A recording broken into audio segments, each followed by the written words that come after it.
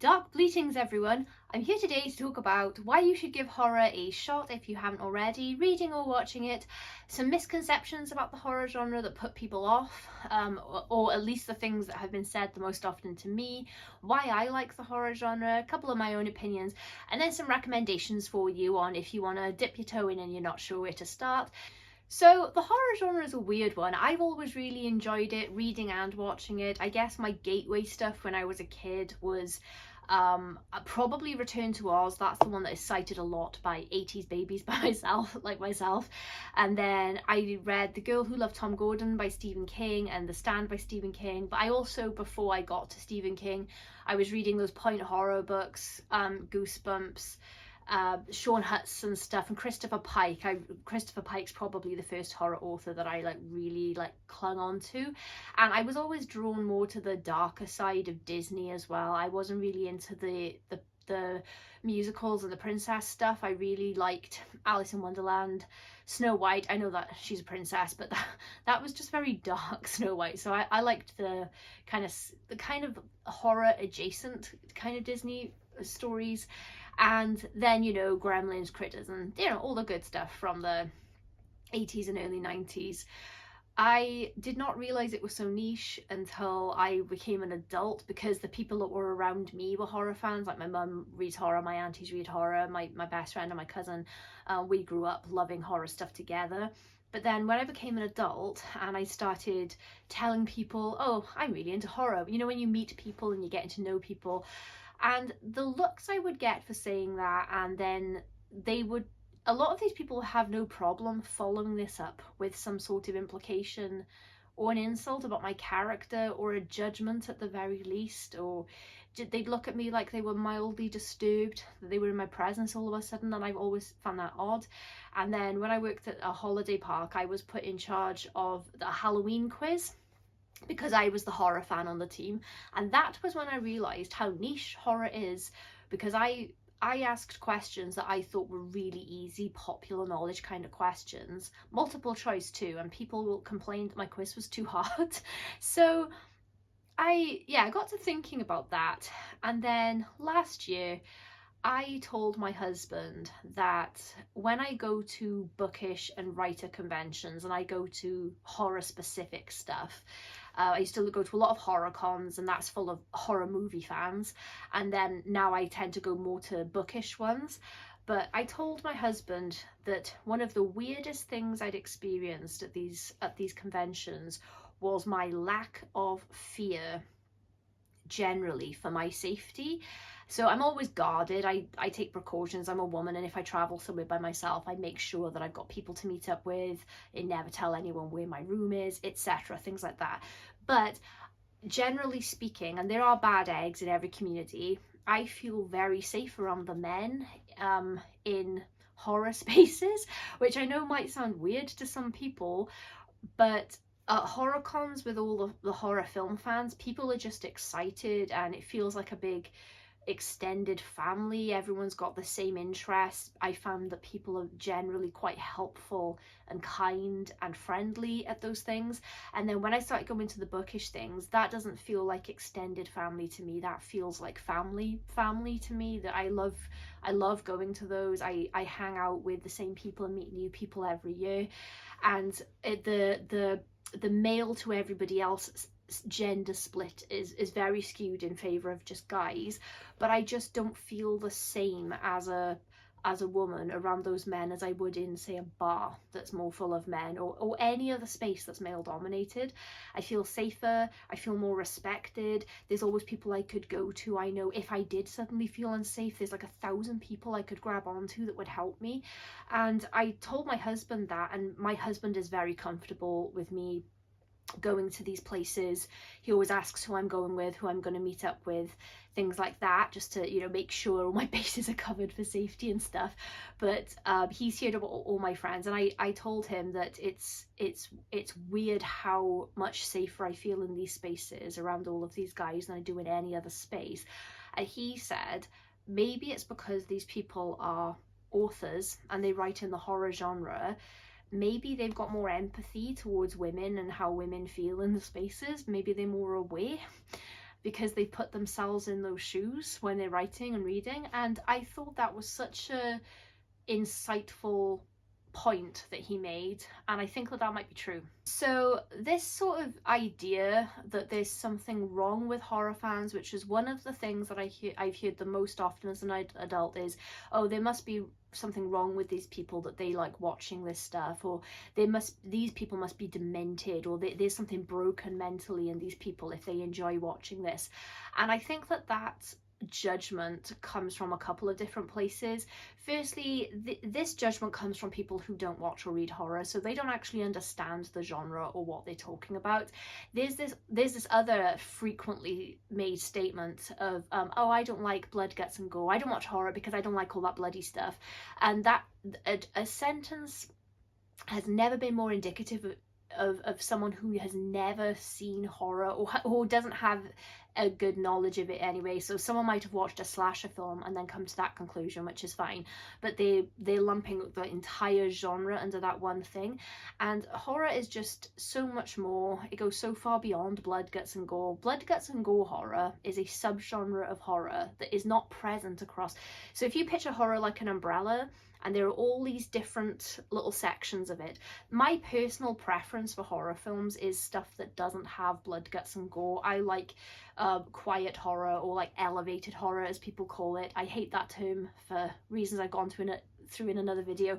But I prefer pensive, thoughtful character study horror about people overcoming some sort of bizarre otherworldly difficulty, rather than blood, guts and gore. Like, I'm not a Terrifier fan, for example. So if you're someone who has veered away from the genre because you think it's going to say something about you if you actually enjoy it, or you've assumed that there's something wrong with the whole fan base, please try to get that out of your mind and come at it with a more open-minded approach, because there's so much to enjoy here and the people are great. And then if you're someone who doesn't like all that blood, guts and gore, again, I have suggestions for you. One of the most frequent things I hear as well, and I've been hearing it for decades, and in fact I'd say I was sort of like confronted about this in a kind of friendly way. So I met someone a couple of years ago and we went to a dinner together. There was a group of us. I'd never met this person before, and they said that all they knew about me before they met me was that I'm a big horror fan. And then they started asking me about why that was. So I was just talking about, you know, I enjoy the storytelling, I enjoy the characters, I've got favourite stories that I've connected to over time. And they said to me, don't you think that it's a really anti-feminist genre though? It's a really sexist, misogynist genre. And that's the first person that ever said it to me to my face, as if there is something wrong with me, as if I myself am a misogynist, anti-feminist. But that is also a complaint I've heard, is that horror is sexist. Horror is just full of women with their boobs out getting stabbed and chased by men. And that's just not true. And in fact, I would put this to you guys. I think that horror is the most feminist genre, especially in film. Bear with me, I'm going to explain. I also think that it is the most honest genre, and I think it's the genre that you should read because it elicits and trains the most empathy in a person. So I actually think that horror is a really important genre for the development of your empathy, and I think it's a good idea when your kids are picking up books, age appropriate of course, but I think it's a good idea to expose them to different genres, including horror, when they're developing their tastes and their sense of self and their sense of the world around them and the people in it. So let me start on the woman thing first. The woman thing. I never saw horror as misogynistic, even in hindsight, when I was a kid. And because my heroes growing up were women and girls in the horror genre. So when I hit adulthood and I started hearing this criticism and I had a look at it, and there are some valid points that are made, as in like the film industry in general is still pretty patriarchal. It's still very unbalanced in terms of creators, writers, performers and roles, right? The balance in horror films still not 50-50. I don't know, does it need to be 50-50? I don't know what it should look like, but I agree that there's an imbalance. in casting and characters and things like that. However, saying that horror is the most sexist genre forces you to compare it to all of the other genres, and I don't think that when people say that, they've actually watched any horror films, because when you compare horror to every other genre, I think it comes out on top swinging for female representation in characters. So when I was a kid, the stuff that got me into horror films, they were sort of like scary horror adjacent stuff. So I didn't really like Disney princesses and musicals, but I did like Alice in Wonderland, which that's, you know, that's a fantasy, but really that's about a little girl that gets lost in a really strange, scary, dangerous world, and she has to overcome all of the odds to find her way back home to her safe place. It's the same thing as Matilda to me.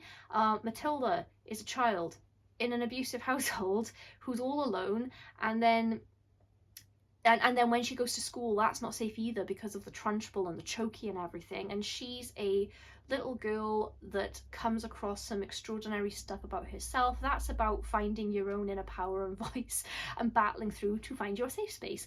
It's a very common story with the horror genre in general, is people overcoming odds and finding their way back to safety or comfort or themselves, whatever.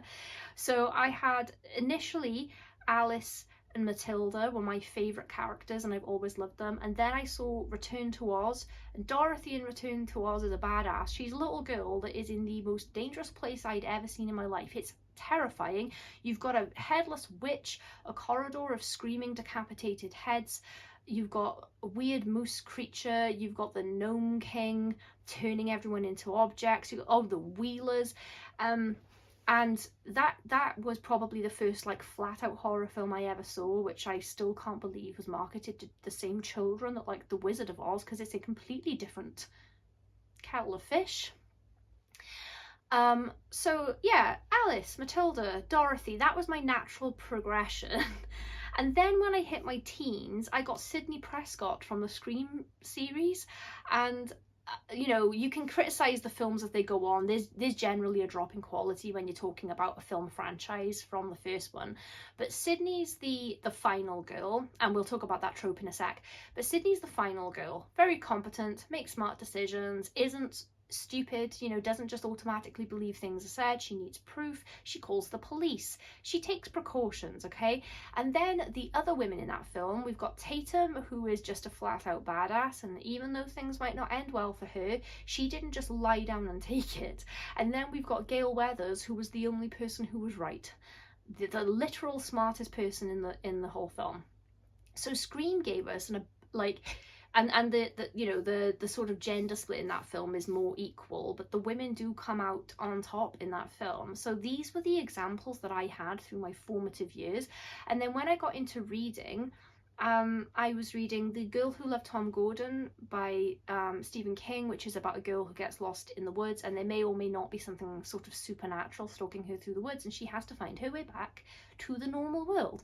And then I went on to other Stephen King stories, often featuring children, a mix of boys and girls, mostly boys, but they were girls. And the girls, I think that Stephen King writes good female characters. I know other people might disagree with that, but I've always identified with his female characters. So those are like all of my main influences, and female role models in fiction were all from horror. I didn't gravitate towards Disney princesses because it's usually the same story. It's about a girl whose real personality is being suppressed, but then a man is the reason in the end that she's able to be herself or get what she wants, or what she actually wants the whole time is the prince. The Little Mermaid used to drive me nuts because she didn't even know the guy and she was willing to give up her actual voice. And if there isn't a really dark subtext and metaphor to that, I don't know what is. And people were championing this as a romance for children. I'm probably going to go into a rant in a sec, so 3, 2, 1. So if you're worried about sexism in horror because women are being, if you've got this impression that all horror is women being hunted down by men and murdered, sure, that happens. The slasher genre is kind of big on that, but that's generally you know, men hunting down other men as well, and usually the last survivor is the final girl, which is why that's a trope. It's the woman that's overcome all of the odds and made all of the good decisions and survived in the end. Also, is that not honestly reflective of life, because most murderers are men hunting people down, and most women are murdered by men, most often men that they know. So while that might be an uncomfortable truth, and maybe the slasher genre isn't for you because maybe that hits a bit close to home, but there isn't anything inherently sexist in that to me, because that is the real world. And it might be dressed up in a scream mask, or you know, a mask made of the flesh of victims or whatever, however you want to dress it up to make it even more scary, but that is just reflective of the real world as it currently exists and as it has always existed. If we're comparing horror to other genres, so again, if your worry is that it's sexist, it's got bad representation, or it's misogynistic, but you enjoy other genres, let me assure you that you will find more champions of the female variety in horror stories than you will in, say, romance. I haven't read much romance, just a little bit. I've tried a few things out, things that people have recommended, things that were really popular. I've dipped my toes in, and I haven't liked it. And so most of what I'm about to say is based on film. Generally, I find romance films quite insulting to women because they're all about either the pursuit of the guy, or the woman is a hard-nosed professional boss bitch who's got no time for love, and then a man comes along and teaches her to soften her ways, and what's really important in life is having a man, and blah, blah, blah. Like, they're either predicated on women on the hunt for love as if that's the most important thing, and there's nothing wrong with being on the hunt for love and romance. I can't stress that enough. You know, I'm married, I have a husband, I was very open to having a lifelong relationship, romantic relationship, but it's always posited as nothing in your life matters if you don't have this. It undersells every other element of somebody's personality and their achievements, and it's like their other achievements, it's like people feel sorry for you. You could be a Nobel winning rocket scientist, but if you haven't married a man, then somehow you haven't ticked all of the life boxes. It's just I just don't like it. And there's a disturbing side of the romance genre as well. This kind of man who kidnaps you and then you fall in love with him kind of genre, that probably at the very lightest point is 50 Shades, although he doesn't kidnap her, it's all consensual and stuff, but that's kind of a misrepresentation of those kinds of relationships, and that's all predicated on Anna having to bow and scrape and watch what she says and obey.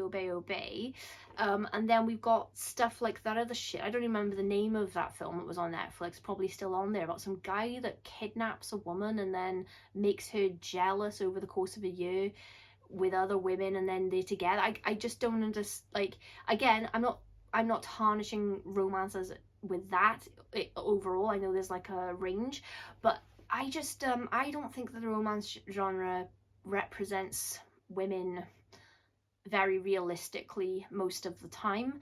And then we've got the thriller genre, which is still to this day quite male-led. There are exceptions, but it's quite male-led. And then fantasy even, which is a shame, and I think maybe things are changing for the better. You know, Game of Thrones gave us a couple of good, strong female characters who are all insane in the end, but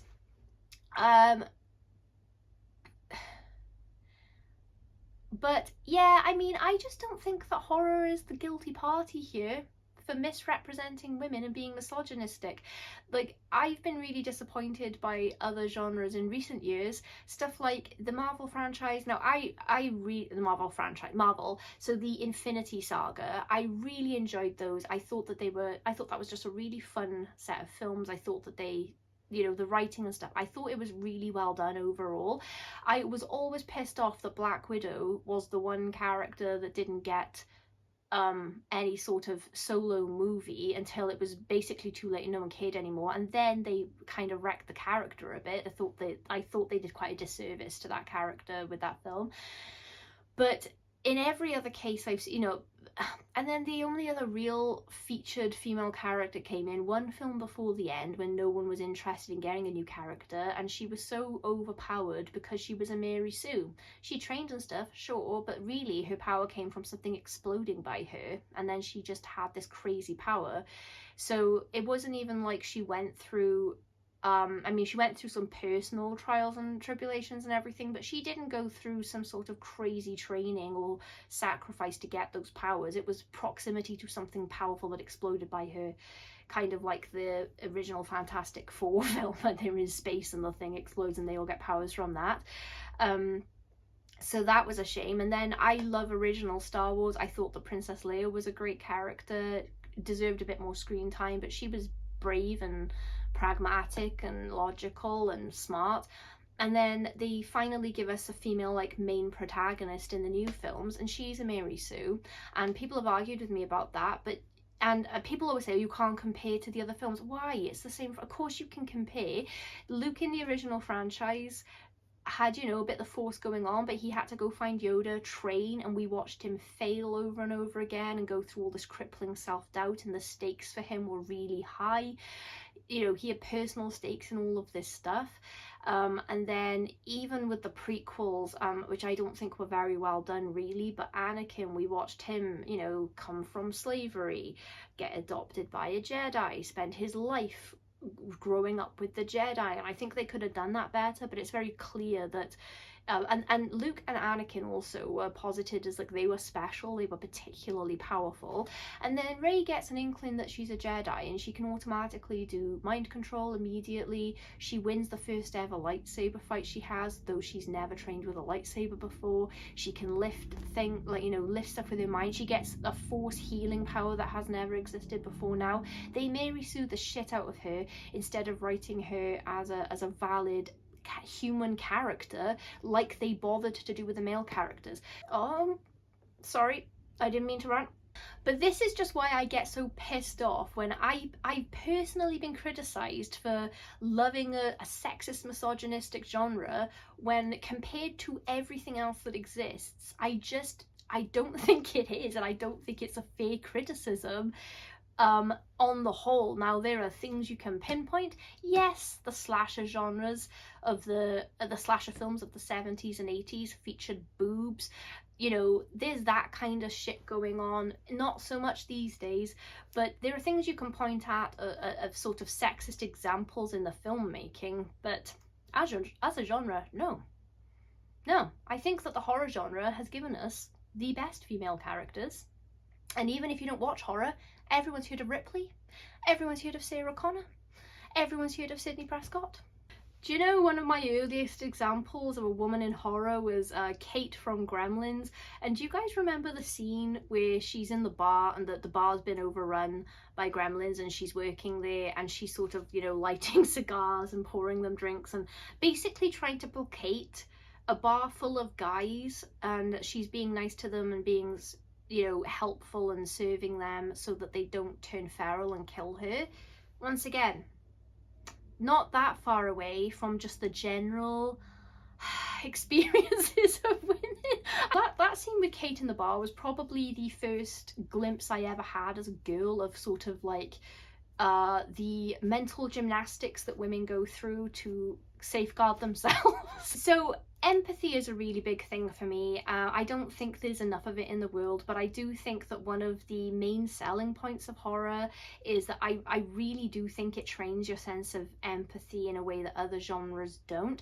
I just feel like if you're experiencing fear through somebody else's eyes, especially a character that's different to you, in a horror story, I just feel like it trains you to be more aware of that in the real world social structure that we're in. And then there's also stuff about processing your own anxiety in a safe environment through a horror film or a book, because it's a controlled environment where nothing's actually going to happen to you, but you process stress as you're going along, and then you also get, you know, adrenaline and an endorphin rush of sort of surviving the ordeal and all of that stuff. So that's probably why it's fun. It's kind of like going on a roller coaster.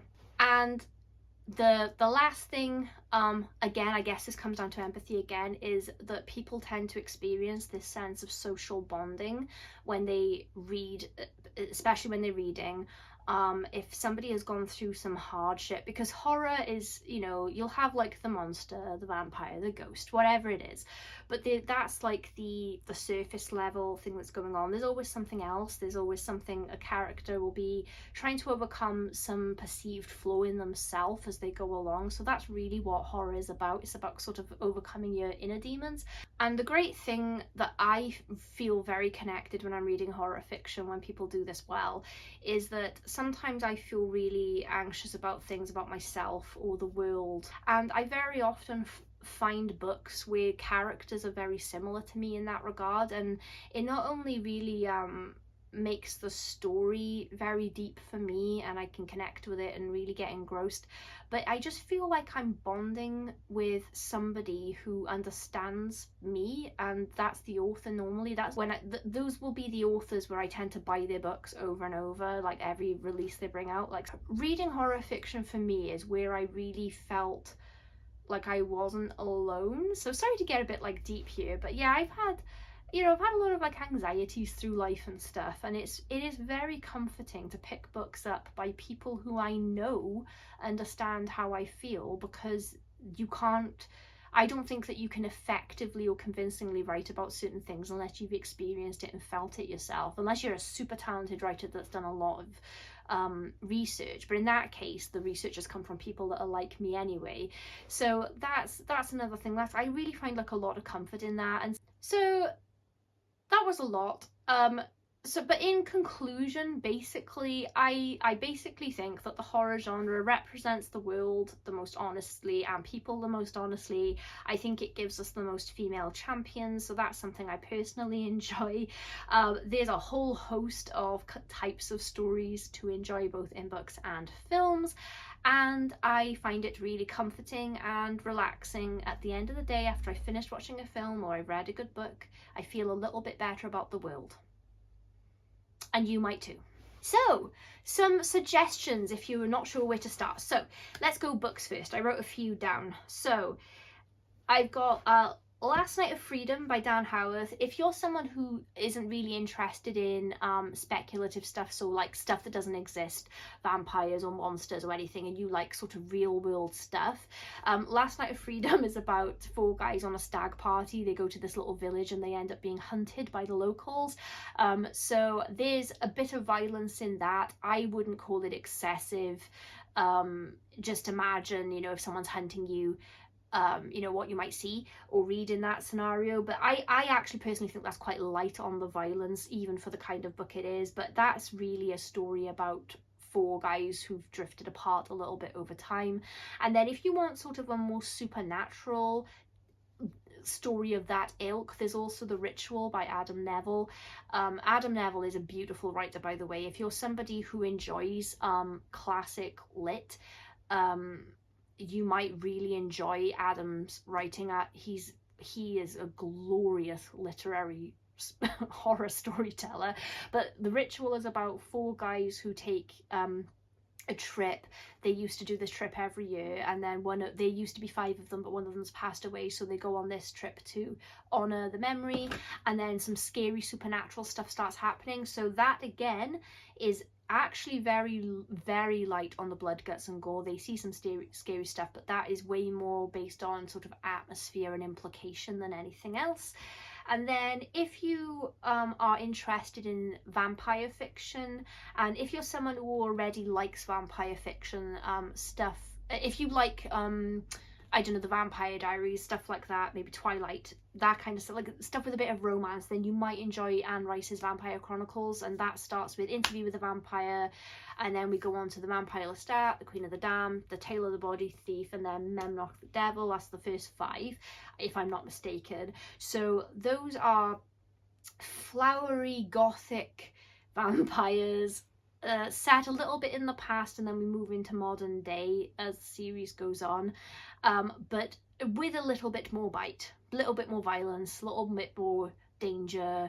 The characters are very flawed, so they feel like real people, but also with like the evil of being vampires. So there's evil in these books and a bit more blood. If you enjoy fantasy, And kind of weird speculative fiction, you might really enjoy Horns by Joe Hill. So this is about a guy whose love of his life was murdered and everyone thinks he did it, and then he wakes up with horns one day, which this is going to sound stupid as I'm explaining it, but it's a really good book. And people are just compelled to tell him things, and then kind of do as he suggests. They do what he suggests they do. So then he's like, oh, I have a power and I could wield it for good or evil or whatever. But that's a really, really interesting story about a guy fighting a lot of different things. Anything by Rachel Harrison. So Rachel Harrison has covered all of the cool supernatural genres. She's done witches, werewolves, vampires, sort of like religious culty kind of stuff as well. If you're looking for really good female characters, Rachel is great in particular for that, because all of her protagonists tend to be women, and they're all really, really well written. Her stories are very I feel like they're a really good general recommendation for the general reader, because she'll have some of like the horror elements, like, you know, some bits will be a bit bloody, there'll be death here and there, but they also feel very cozy because they're so character centric. So I think that they're a really, really good starting point if you want to dip your toe into horror and you're not sure. I think that basically anything Rachel Harrison, I don't think you can go wrong with that. And then if you want to go a little bit more like, let's just dive right in, Clive Barker is your guy. Clive Barker is special. I don't think you can go wrong, but I would start with Books of Blood, volumes 1 to 3. They're short stories, but to get a flavour of Clive Barker, he's unbelievable. So he writes a whole range of stuff, and when he goes blood, guts, gore, violence, it's just, he does it in such a unique, special, interesting way that it really elevates it above just blood, guts and gore, if that makes sense. For universal reads, I tend to just recommend Stephen King. There's a reason that he's so popular, and so, you know, everything that he does is a bestseller. I think that he is very honest about people, so you might find in some of his earlier works, you might find some language that's outdated. I wholeheartedly believe that Stephen King is not and has never been a bigoted person. It's usually the characters using the language, but you will find racist characters in his books, homophobic characters, you know, slurs. He doesn't shy away from painting characters out as they actually are, as people exist in real life. So if you want something, if you want reads that are very real in terms of character with spectacular things going on, Stephen King's a good one. If you want a specific Stephen King rec, let me know exactly or roundabouts what you are really looking for, what you're looking for in a horror story, and I can give you a more specific recommendation in the comments. It's hard to recommend a Stephen King book, a specific book, without kind of knowing what you're looking for, because he's written such a range. If you want something apocalyptic that isn't zombies or anything that's really disgusting, like a virus that covers people in boils or something, Dave Jeffrey has a series called A Quiet Apocalypse. You can get the whole book. It's called Monument, so you can get all 4 novels in one now, but they do also have separate books. So there's A Quiet Apocalypse, Cathedral, Samaritan, and then Tribunal. So that's an apocalyptic story about a virus that killed most people, and it rendered most of the survivors deaf. So they're rebuilding the world without hearing, and it's so interesting, such an interesting take. So there again, there's some violence in there, but it's not, you know, people's heads being chopped off, and like what you would picture would be extreme. Okay, so films. So for Real World, there's a little bit of violence here. There's one scene that makes absolutely everybody cringe, and I close my eyes for it. But Misery, this is a Stephen King adapted story starring Kathy Bates. Oh God, what's his name? James Caan. So this is about a novelist who goes off the road during a snowstorm, and he's really, really severely injured. You know, all the phone lines are down, it's been a blizzard, but luckily for him, he's rescued by his #1 fan,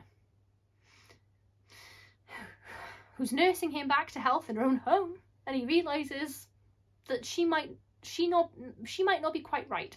So that's pretty scary. It was rebranded as a thriller because Kathy Bates won an Oscar, and in true awards fashion, every time anything in the horror genre wins anything, it's rebranded as thriller later. But this is a horror story. If you want slasher type films that aren't masked men running around and there's a bit more subtext, I would recommend X and Pearl. So Pearl is a sequel, but it's actually a prequel about a different character. So X is a slasher film I didn't think I was gonna like, set in the 70s, about a group of adult filmmakers that rent out a space to make an adult film, and the old couple that own the land are a bit effed and stuff goes on. But there's a lot of really good social commentary in that. And then Pearl, I thought it was a really slow burn for the first sort of 40 minutes, and then unbelievably great performance. And then if you want something that's possibly supernatural or possibly not, there's a film called Immaculate. That's a female-led horror film, again, about a nun who has to move to a different convent, and the one she goes to, there's something off about it, and I thought this was going to be stereotypical, like, oh, Satan's in the nunnery or something, but it's just not that. Unbelievable acting performance from Sydney Sweeney, and also Mia Goth in Pearl as well, unreal. If you want some creepy, could or could not be supernatural horror that doesn't show you much in the way of anything graphic, we've got The Blackcoat's Daughter, which is sort of a slow burn, very quiet, about a girl who's left behind a boarding school when it closes, so everyone else is gone, and there seems to be some sort of supernatural evil presence there. Now there is some violence, but it's mostly off screen apart from one scene. And then Midsummer is set in glorious sunshiny weather. Unless you get the director's cut DVD, there are no nighttime scenes. It's all like blazing sun, and most of the violence in that happens off screen as well. There's a couple of uncomfortable moments, but that's just a really great story. And then if you want sort of like, again, I didn't do this on purpose, I've just realized these are all female-led films, but we've got Hush, about a deaf woman who's a novelist, lives somewhere quite remote, and then someone turns up to hunt her, so she's dealing with that while she can't hear them creeping around.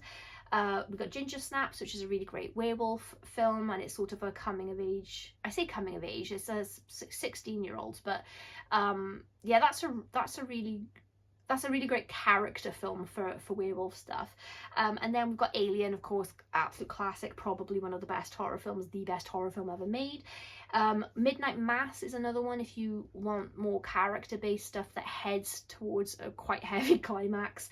And then if you want to just go right in with something really messed up, this might be a weird recommendation, but I'd say The Cell, starring Jennifer Lopez. If you want gorgeous visuals, but gorgeous visuals of the most effed up stuff, that's the one. So, did I do too many recommendations? Do you want any more? Let me know in the comments if you want any more. Let me know what you're looking for specifically in the comments, if there is something specific, and I will let you know what I think. I just realized I should have just given you 2 or 3 recommendations, shouldn't I? Well, it's happened now, and we're not editing it out, so. Anyway, I hope this video has been okay. I've had quite a tough time making it. I stopped and started it like 4 times because I kept going off on rants, and I've just decided that what's in here is in here now. If you are kind enough to subscribe, I'll make sure she's more concise in the next video. Just realised that my audience is probably made up entirely of people who already like horror, so I'm probably just preaching to the converted here. Let me know if you disagree with any of the points I've made if you are a horror fan, because people have argued with me most about the misogyny thing, with me positing horror as the most feminist genre. I would love to know your thoughts if you agree or disagree with that, because yeah, I've heard some differing opinions, but I'd love to talk about these things. So I'd love to stand corrected if I'm wrong, or if there's some other stuff I should consider. Always willing to learn and hear other people's perspectives on that. But yes, I will see you tomorrow with an author interview. I hope that this has been, at least amusing, if not informative. So bleed.